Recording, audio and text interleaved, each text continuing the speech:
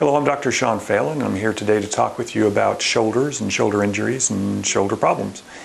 The shoulder is kind of a complicated joint. It has a lot of ranges of motion, and it can be very stubborn when it starts to become painful. And the first thing a person wonders is, what's going on with my shoulder?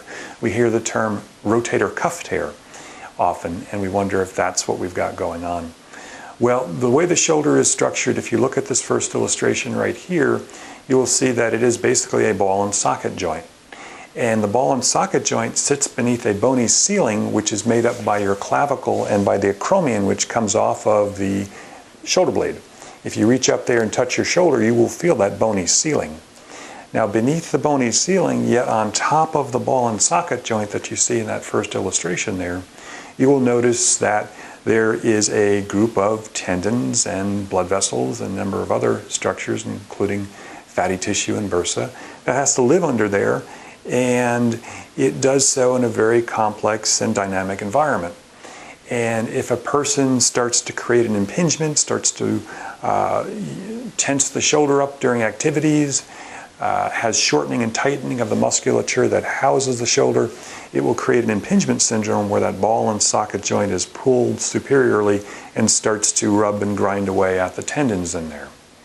The tendons of the rotator cuff, there are 5 of them, and they begin as muscles which come up and insert on the ball part of the ball and socket joint. And those 5 muscles and tendons then provide us with all the fine motor movements of the shoulder. Now, tendon problems come in several different categories. One is a tendinitis, which is simply inflammation of the tendons.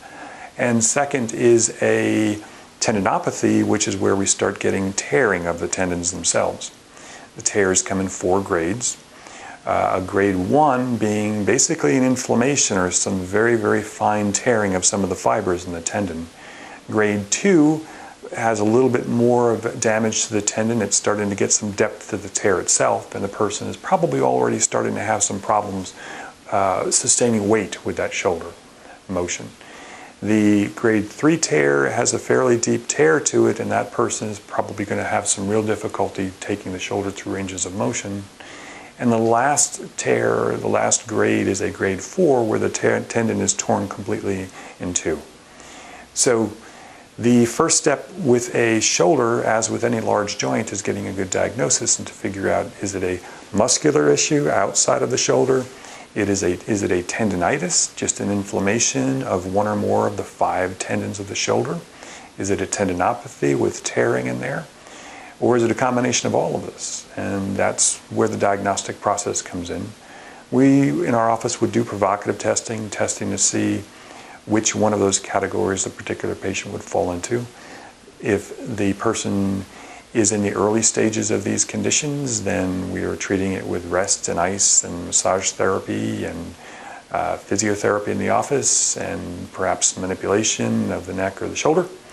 And we will usually do about a 2-week course of care. If we see improvement, we are convinced that we're helping. If we don't, we will look for some help ourselves, either with a formal physical therapy group or with a massage therapy group, or get the person out for an MRI and onto the orthopedic surgeon for consultation for perhaps an arthroscopic surgery.